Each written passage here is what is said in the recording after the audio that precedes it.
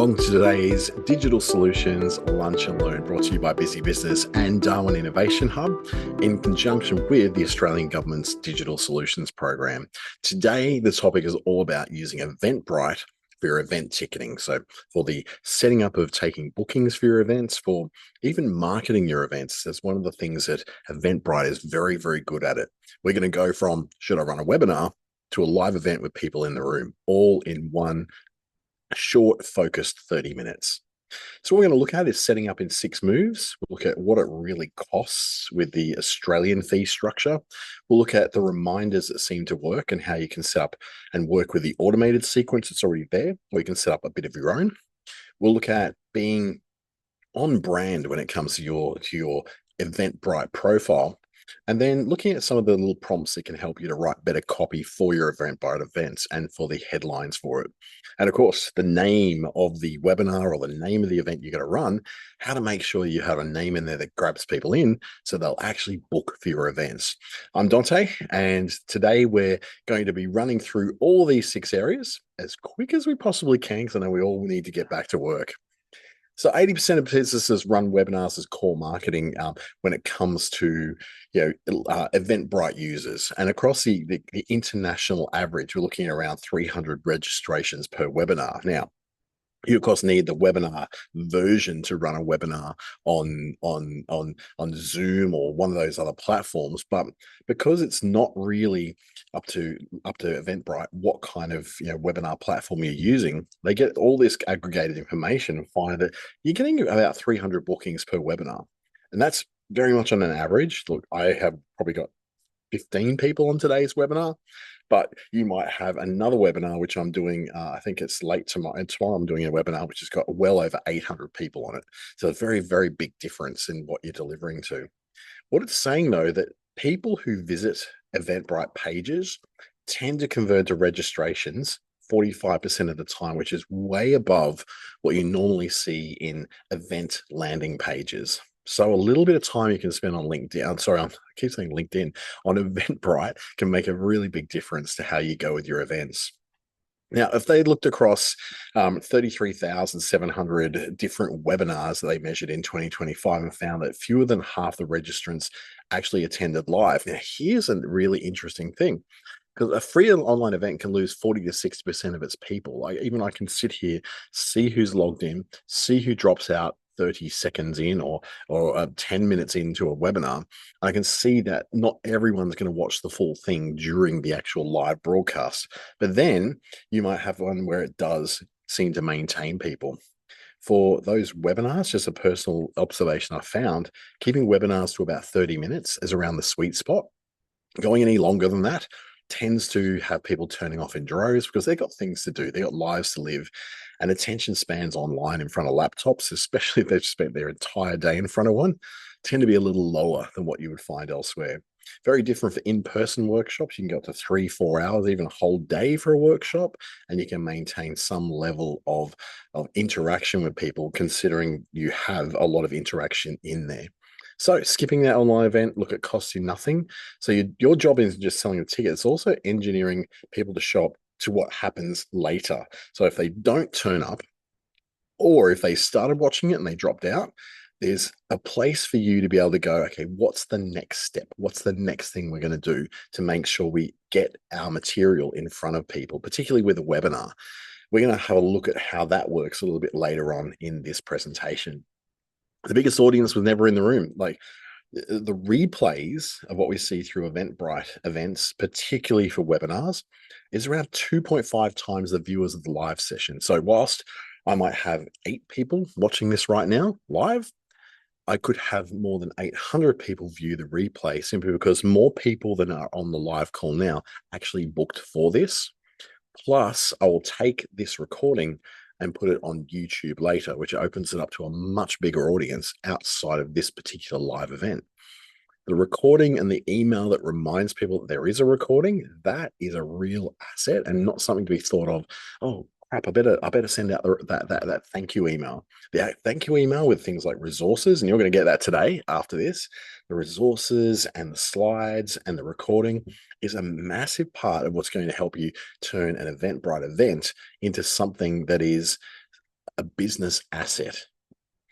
So an online event kind of looks a little bit like this. So if I'm creating an event, say in Eventbrite, you can see Eventbrite here. If I go into my list of events, I can go into create an event and start from scratch. The first thing I'm going to do is pretty much name the thing. So it's going to ask me to name it. So the similar layout here, we give it a title. So if you look at it, a title, we can build out the event in around about 10 minutes or do it even shorter. Although we can start auto drafting descriptions and images in there to help make it a bit faster.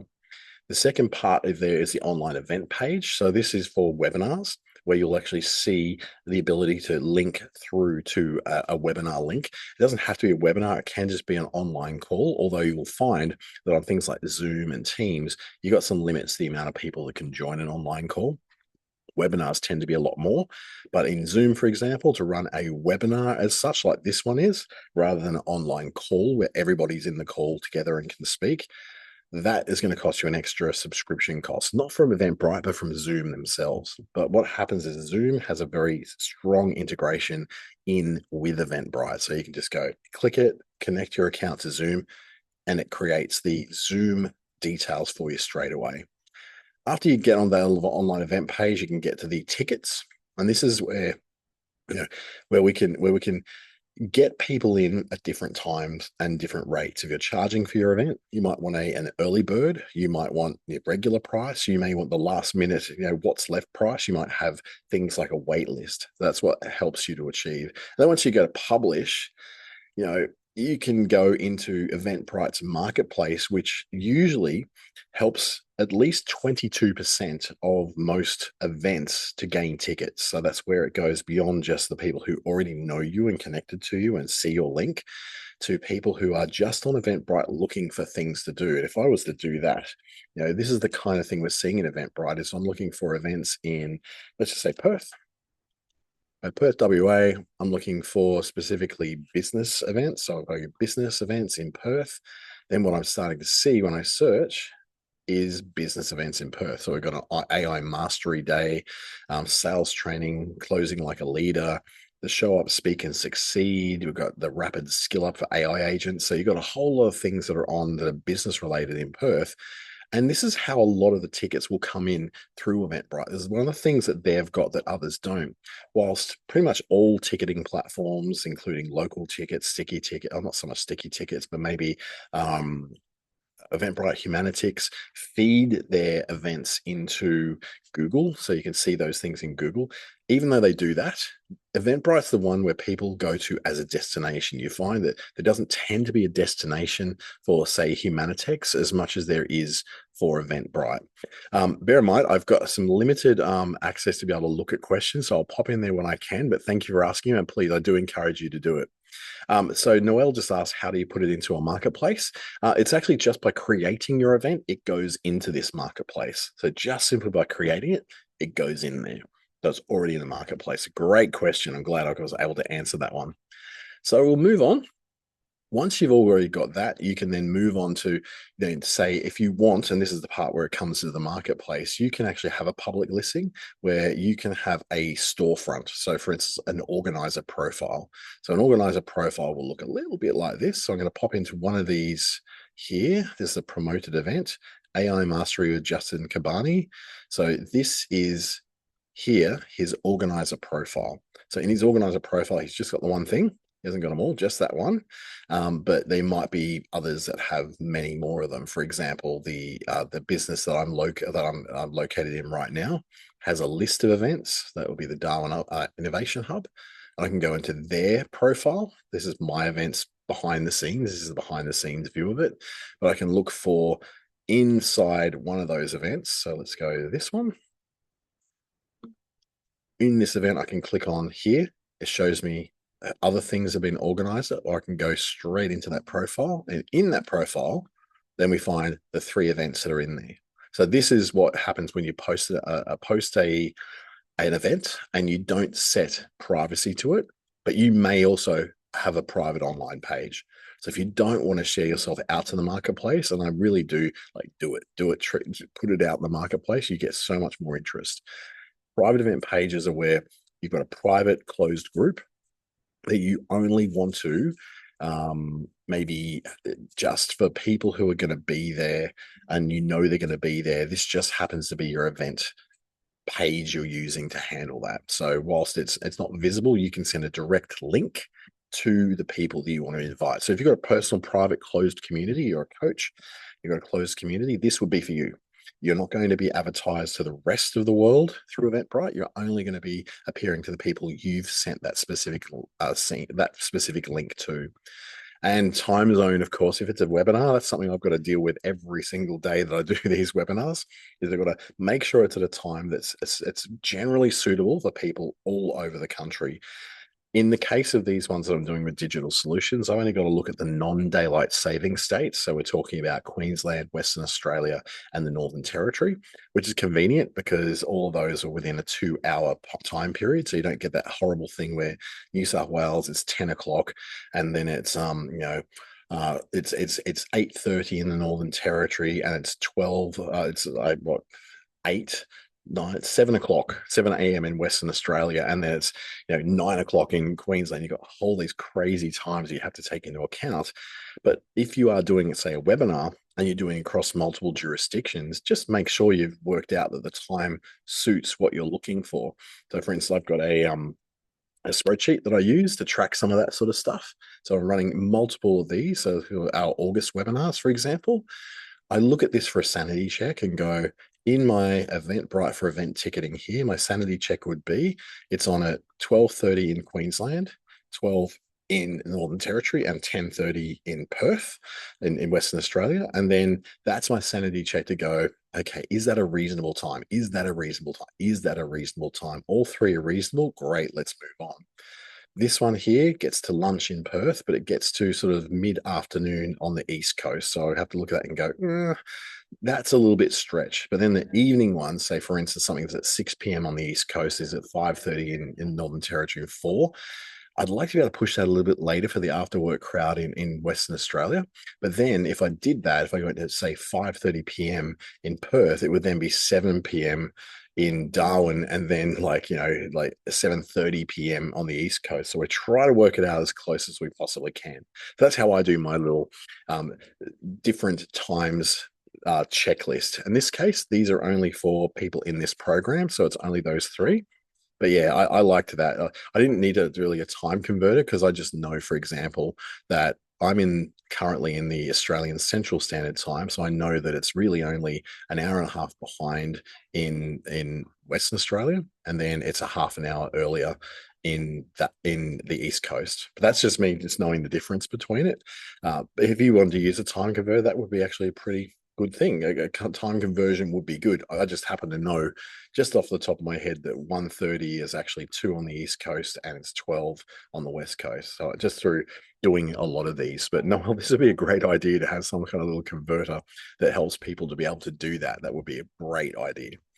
So the time zone handling is something you do have to really be aware of. It's something I'm always aware of.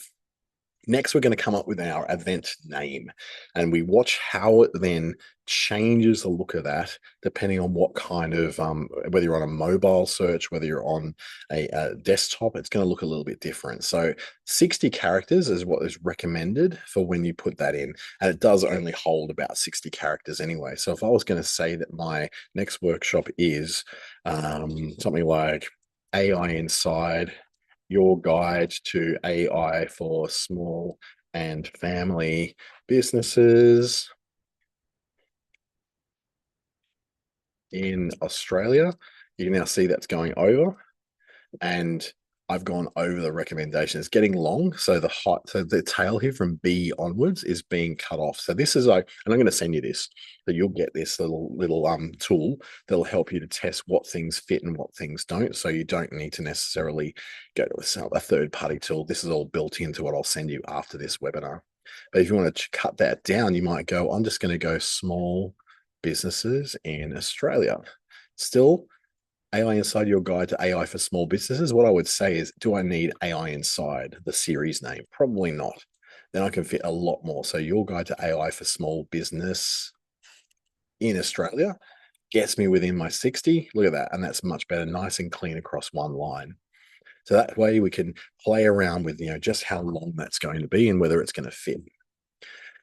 All little mistakes that really kill the click. And then people, particularly when they're coming through the marketplace on Eventbrite and they're seeing all the fantastic things that are happening either online or in their local area, they'll look at things like, okay, what does this say? Webinar 14 August, 12 p.m. The problem with that is jamming the date and time in the title means you don't get much room for anything else. There is already a date and time field that you don't need to enter it into that area. The second one being Eventbrite training session. It leads with what the format is, but it's not telling you what people will get. So something like fill your next workshop, it kind of names the outcome that your attendees really want to get out of it. Then jargon and acronyms never really work well. Buyers are never searching for what you would call something in your own industry.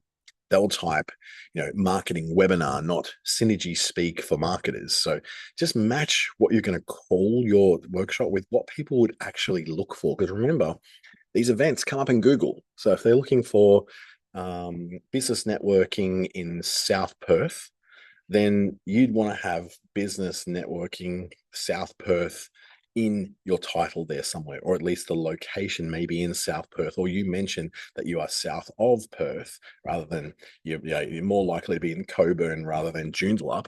Well, then that would be what you would do to make sure that you are in that right position.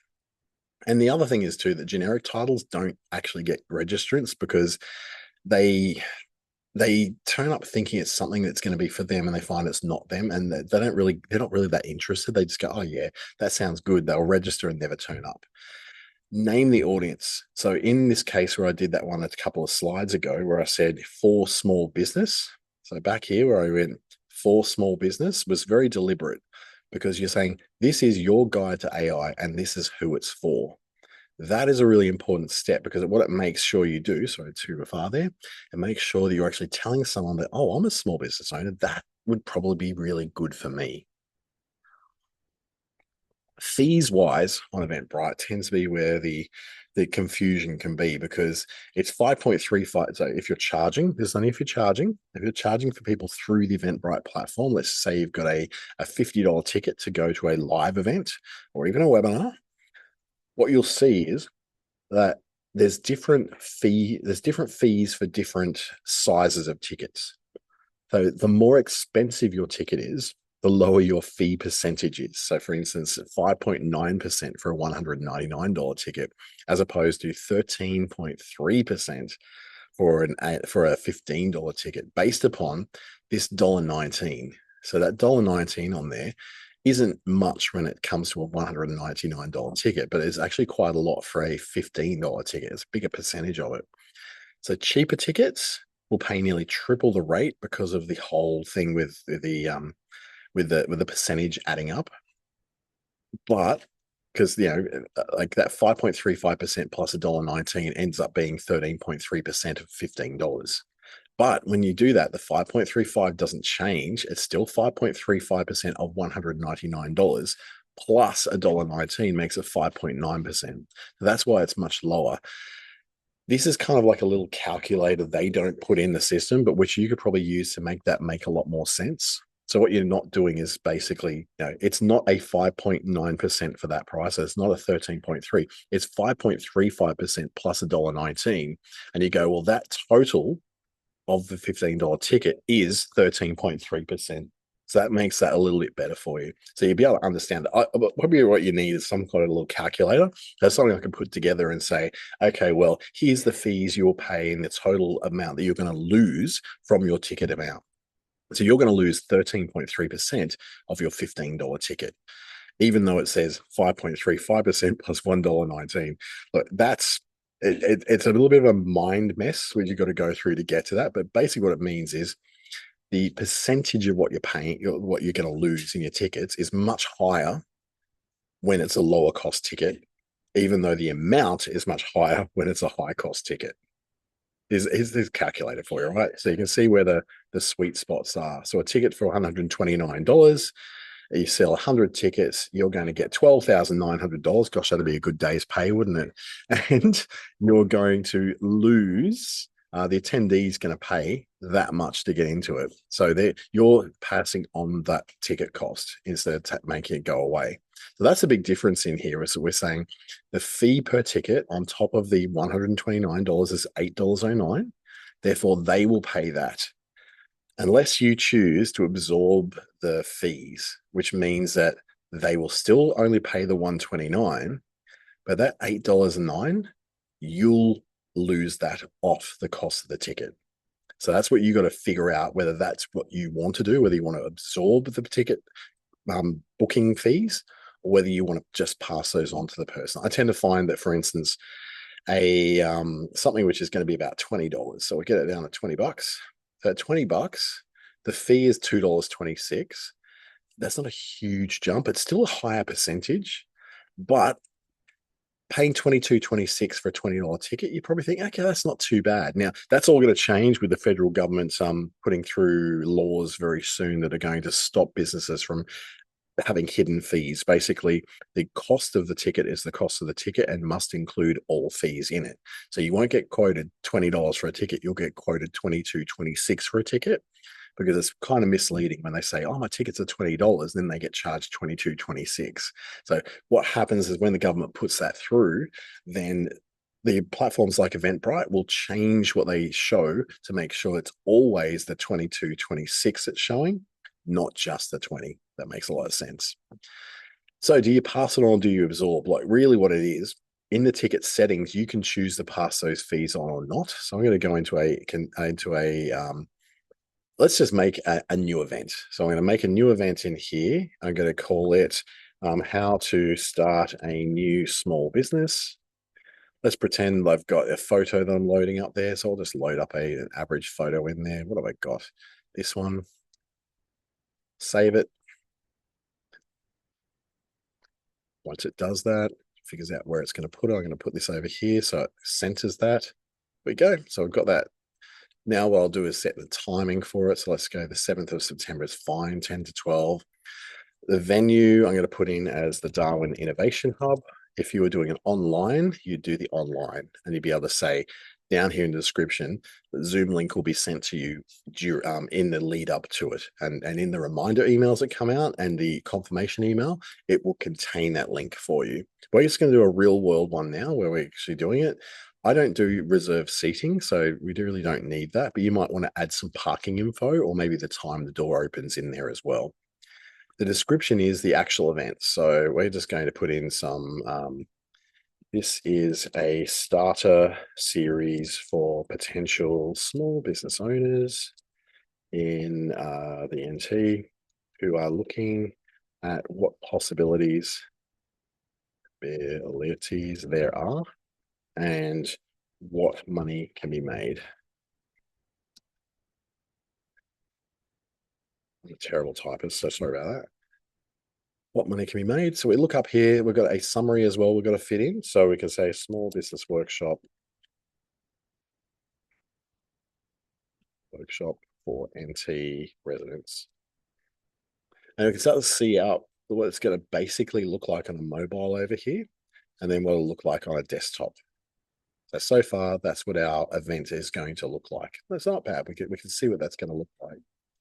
As we continue down, we can then put in additional information, but most of us are never going to do that. What we want to get to is the tickets. So in the tickets area is where we'll start to line up what those tickets are going to be: free tickets, paid tickets, all that kind of thing. And this is where we'll see where you do the absorption of the fees or whether you do the passing on of the fees. So I'm going to create some new tickets. You may have a ticket set up you've used before that you're happy to bring in. We're going to do paid tickets just for the case of this one. General admission, we're going to have 10 people who can come in at $20 each. So $20. This is where I can now say I can have either absorb the fees or not absorb the fees.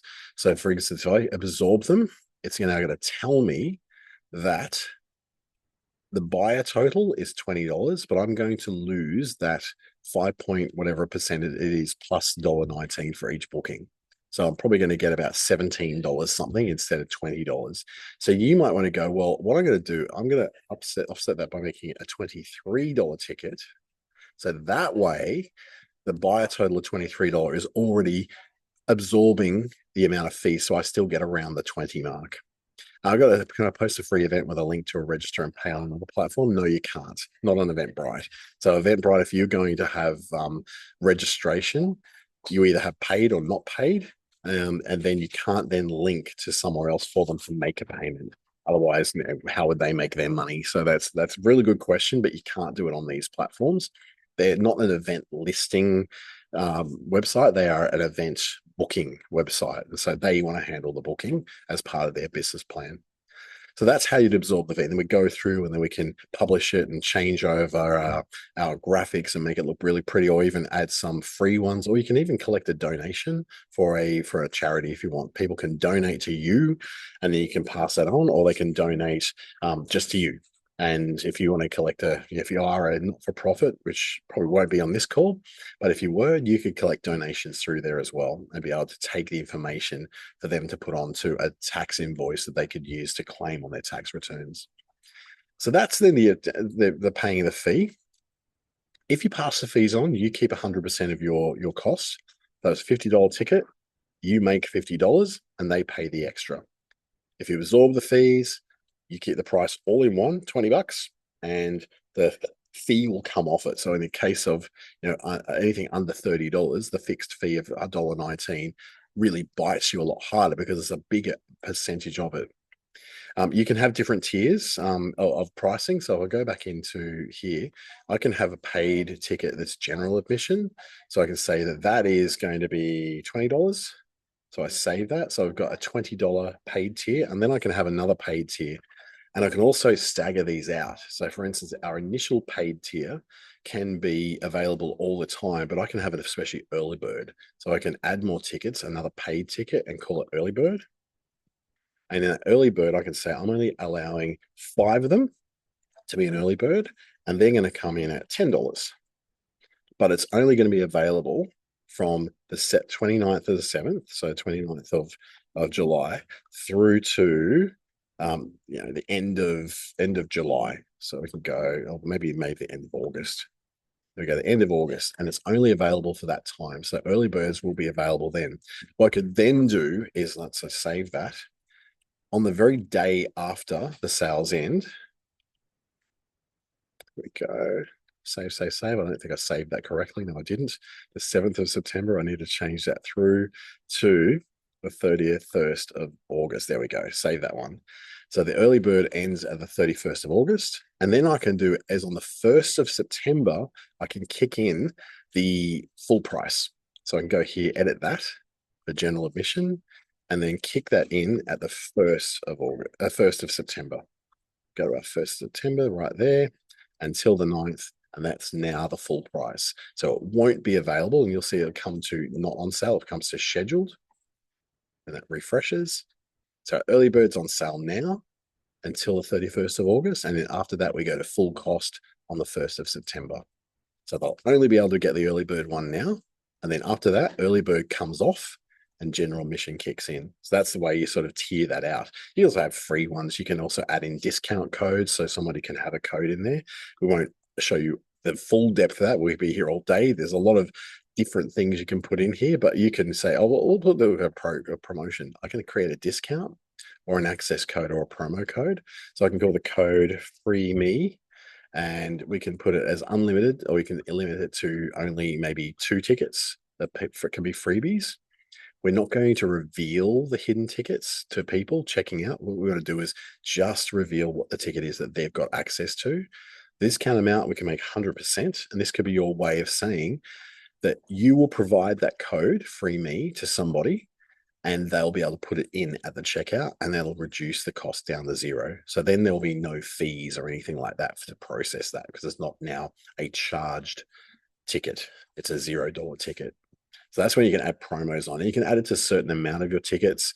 What you probably notice is when we go into our tickets over here, our mission tickets, we've now got 10, 15 tickets. Remember I said I was only going to have like 10 people all up? Because I've added 5 early birds on top of that, now I've got 15 total. What I want to be able to do is a maximum of 5 people, will be able to buy the early bird. But if they don't, I want the remainder to go over into general admission. So what I will do is I'll cap the capacity here to 10. Even though 15 tickets are available in the pool, only 10 at a maximum can be sold, which means if I sell 5 here, then I'll have 5 tickets available in general admission. If I sell 1 in the early bird, then I'm going to have 9 tickets available in the general admission. So that's how you sort of go, I only want to limit a certain amount in that first lot, but my absolute maximum capacity is 10, or whatever you happen to be doing at your absolute maximum as well. So that gives you a bit of a chance to be able to see how you can then add different tiers on it. So for instance, I'm coming up in October in the Northern Territory, we have October Business Month.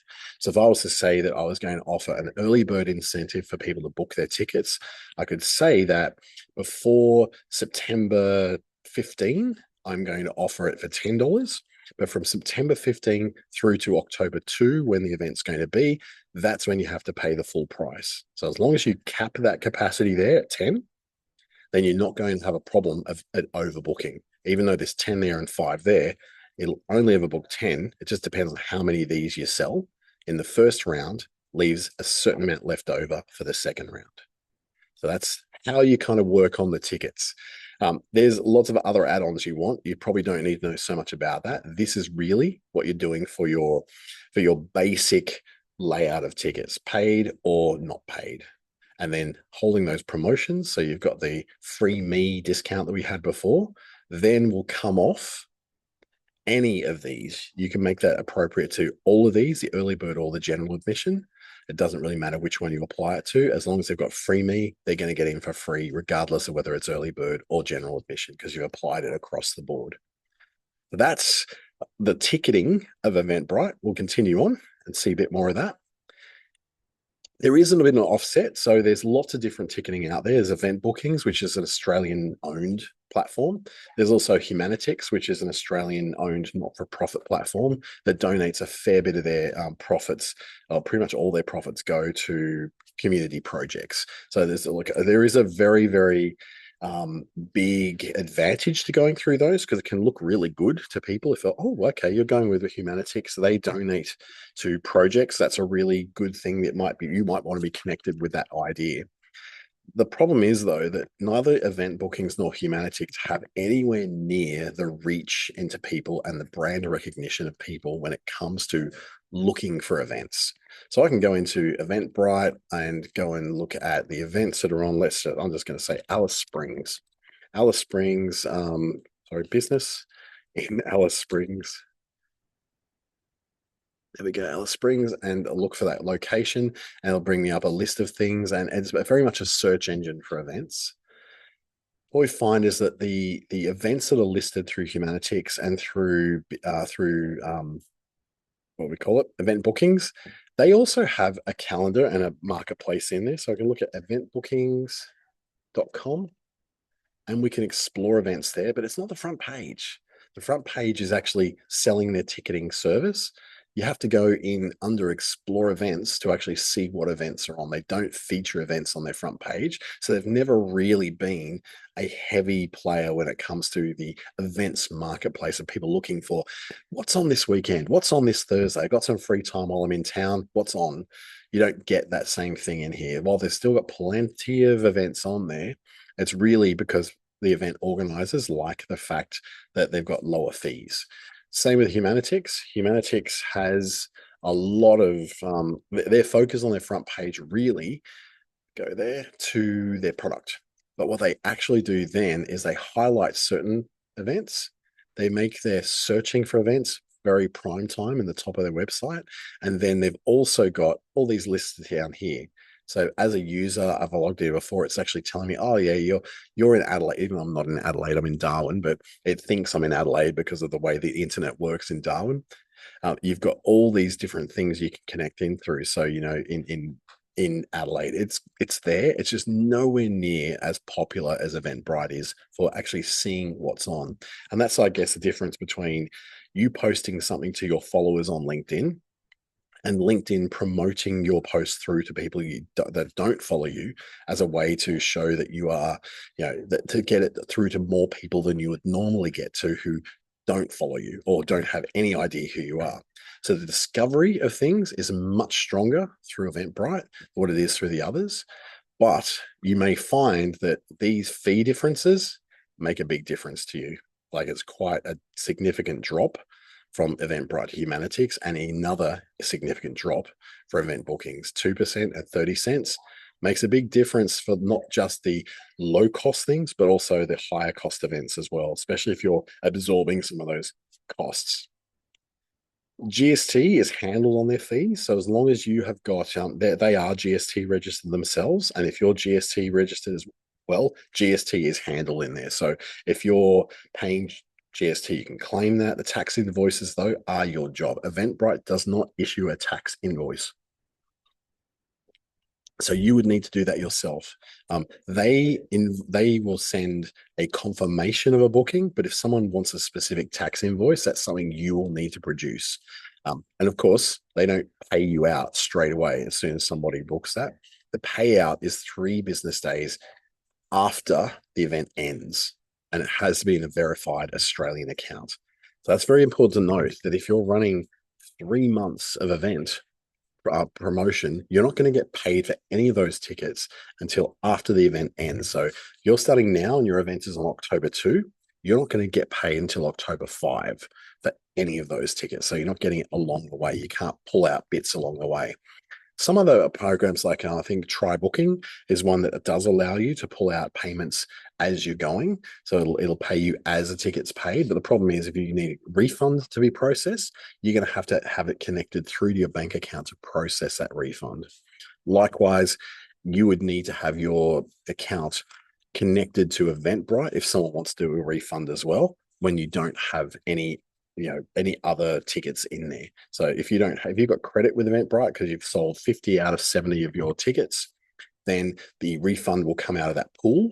But if you have to give a refund through the platform after you've been paid out, you'll have to put money into Eventbrite through your account to be able to handle that. Now, that's something that's not going to pop up very often at all. I think it's popped up once for me in over 10 years of using Eventbrite, but it will come up as something when you don't have, perhaps if you had a cancellation and it's all been paid to you, and you have to cancel on the day, you then have to process a lot of refunds through their system before people start doing it. And the refunds will also cost you not just what you got paid, but also you are probably under an obligation to pay back the fees as well, because they paid the fees. It's not their fault that you cancelled. So you need to pay back the fees as well, which means you're digging into your own pocket. It's going to cost you extra in top of what you've already made out of it.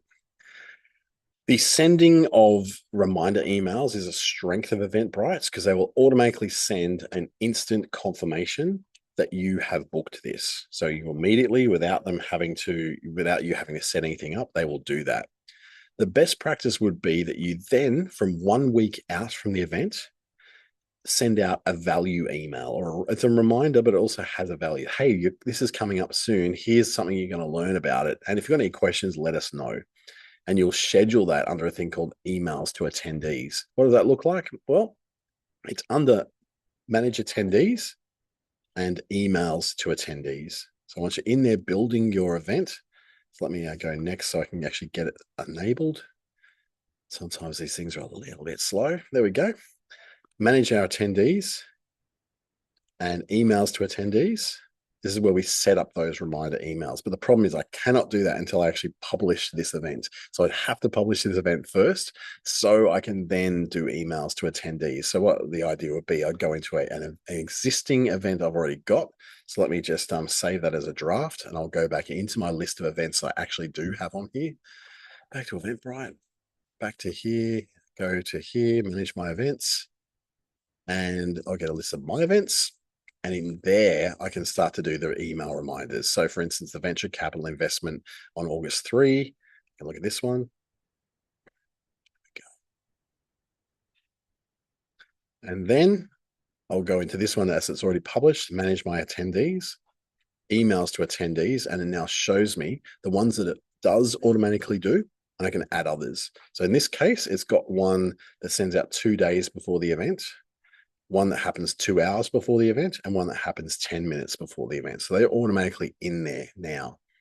It's also drafted an email for a reschedule, because in this case, this is a drafted email that has nothing to do with this specific one. But there was an email in the system that's drafted. But in this case, it's just the one that goes out 2 days, 2 hours, and 10 minutes. It might be worthwhile for me to add in a 1 week to go email as well. So I haven't done that in this case. I'm just doing it 2 days before. But if we would do it in best practices, we get one out the week out just to get people excited about it. And then it does the 48 hours, 2 hours, and 10 minutes, which is the automatic sequence that Eventbrite does. You don't need to do anything with it. It already does it. You just might want to go in there and maybe change a little bit of the language a bit. So you've got to make sure that this for you is the kind of language you want to show. What it's going to do, you can have a test email to send to you. It will insert the event details at the top of the email, and then you can put your extra messages in here, but it will automatically send starting now. It'll put the event details in there and the link through to where they access that. But in your case, it will all be in the event details included. You can add an extra message if you like, but you don't really need to add that extra message. Question from the chat is saying, would you then publish on the 3 platforms, so the Humanitix, Event Bookings, and Eventbrite, to see which works best for your business? I'd just pick one and go there. And I'd say, if you've got people that you want to have discover what you're doing, then Eventbrite's pretty much the only way to go. If you want people to just to magically discover that you're doing something and book in for you, then Eventbrite, yeah, you can't beat it. If the only people who would be ever coming to your event are people who you already know, you've already reached them through your social media community, or you've got them in a not-for-profit community or some kind of group that you want to send, that you send a link to, that you never need to reach anyone outside of that group, then any of these would be helpful for you. If I was just going to a group of 50 people that I already know, and I've got every one of their email addresses, and I just need to send them a link to book, I would probably use event bookings, to be honest, because if I'm charging for it, it's much lower fees. You may choose Humanitix because you believe in the cause of Humanitix, but it is a higher fee than what event bookings is. And then Eventbrite is kind of the top of the pile, the highest of the fees. And I generally do that when I want to send out things that I want other people outside of my immediate community that I'm sharing this with to discover it. So it just comes down to whether you need that discovery or whether you just need a lower fee, basically. So especially if you're going to absorb those fees, you want to make sure that's nice and low. You can also then send something after the replay. So if you say, for instance, when I've got something on, I will then send a message after it to say, hey, thanks for attending. Here's the link to the replay. Here's the link to the slides. Here's the link to the guide. And I'm going to do this after this one in the Humanitix system that we're using for this particular program. But in this case, I would send it out and send those links through within that 24 hours. So that's when the resources go through. What happens then, that it encourages people to watch the replay, which usually, like we saw before, is about 2.5 times more people than would view it live. So this is your revenue email. This is your way to link through to some kind of call to action, not sales email, because Eventbrite are a bit strict about that when you send the follow-up email, it must contain value, not just a call to action to buy things. The cheapest attendance boost you'll ever run is going to be that reminder sent them 1 day and 1 hour before virtual events. It really makes a difference. I notice this every time that I don't send out those reminders within the last couple of days and the last couple of hours, that I just don't get people turning up as much. But when my event has this built in, we have a much higher turnout rate. Like today's turnout rate looking pretty good. I'm pretty happy with that because we sent out those reminders. But if I hadn't sent those out, then there's nothing for people to be instantly reminded about. And not everyone's going to add everything into their calendar. There's still people I work with that don't even use a calendar. If you want to look at the topic that you're looking at, so for instance, if I'm doing an event on the topic of, let's say, Facebook marketing. So we're doing a Facebook marketing event. I've got a little tool in here I'm going to send you after that. It will help you write the name of it.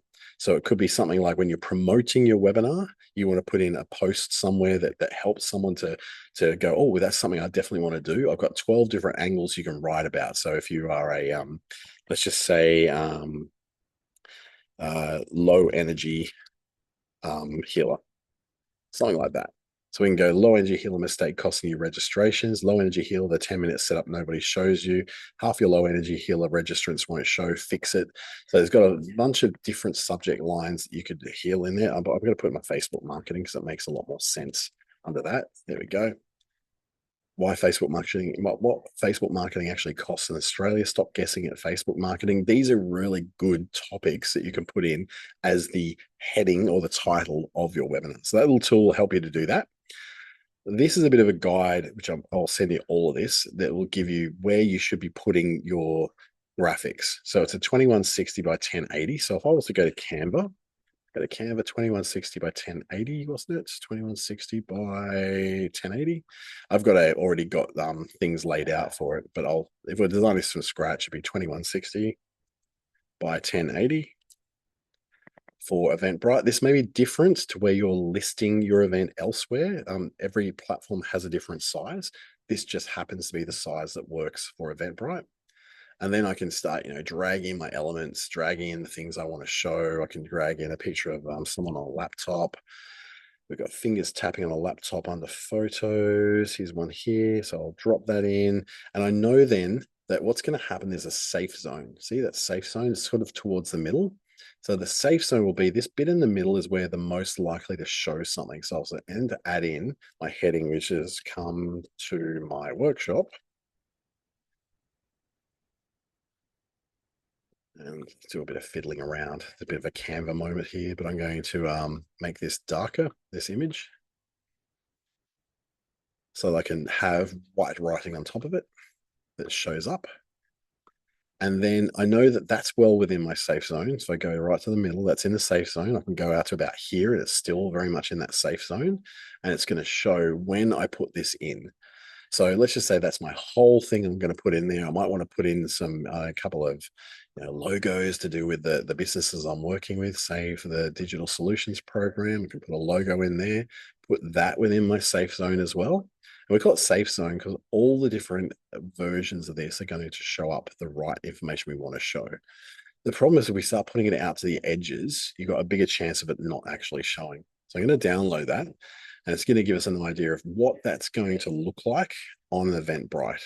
So if we go into that Eventbrite thing we were doing before, we start to see, like, for instance, in this case, if I was having a square, I have not used the safe zone very effectively there, or in this one here. So whenever it shows up on a list of squares, but if I then go into the back out here, come on, buddy, let's go back out to the front page of Eventbrite, and we see, like, for example, not in organizations, but in the main search, you start to see these. You'll see that, like, the people who've really worked well with Safe Zone, these guys haven't.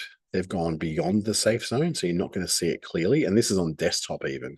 Wonderland is outside of safe zone as well. These guys, Northern Territory Domestic Family Violence Risk Assessment, they've done a really good job of it. So they've kept it all within that safe zone. What I would do though, notice how when I hover on here, the like and that sort of overrun this. So this true safe zone is either just a photo or something that's like this. These guys have been pretty good at it. The football NT have done a very good job of it. The women's, this thing at the Spinifex room at the Doubletree in Hilton, that's done very well as well. This is an example of one I've done well for this kind of safe zone, but in a square, it won't show correctly.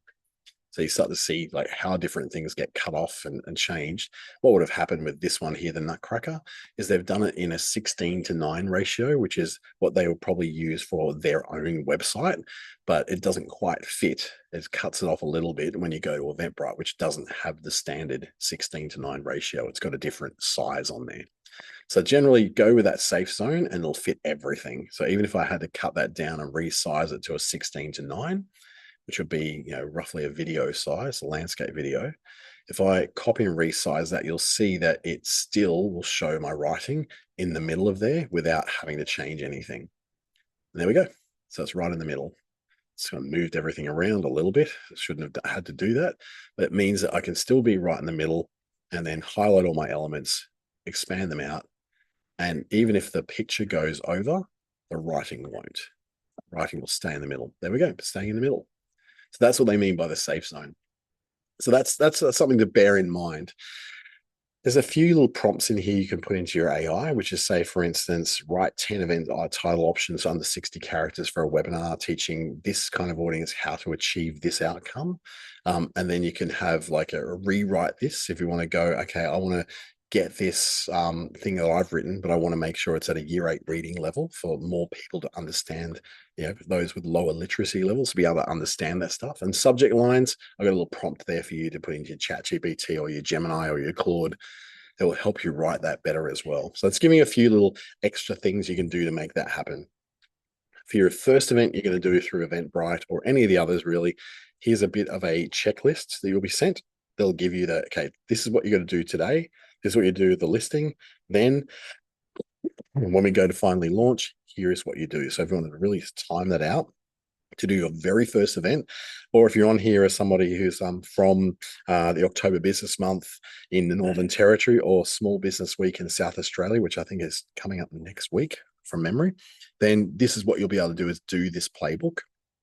And finally, I've got an interactive guide that you'll be able to access. You don't need to scan that QR code just yet. I'm going to send that to all people who registered today. But it's basically this guide, which is, excuse me, a bit more of a computer-friendly way of working through exactly all that information we just saw, with all these little playbooks, all these clicky bits where you can do your live fee calculator as well that I've designed for you. And then you're able to then look at, what are the free tiers, limitations, what are the 2 email systems that you can use within Eventbrite? And then here's your reminder email schedule that you may want to follow. So the same information, just laid out in a bit more of a friendly way for you to do. And of course, all your little ChatGPT prompts you want to put in there, you can just copy those straight into your preferred AI tool. And then you've got then the link through to the final thing I'm going to show you is, if you are interested in following through on getting someone to help you with this or any other digital related small business problems that you want to help solve, then you can get that subsidized one-to-one support from our whole range of expert digital advisors across Queensland, Western Australia, and the NT. I'm one of them. I'm based in the NT, but travel very regularly to Queensland and WA as well. So you can access me. I can do some limited in-person stuff, but mostly online as well.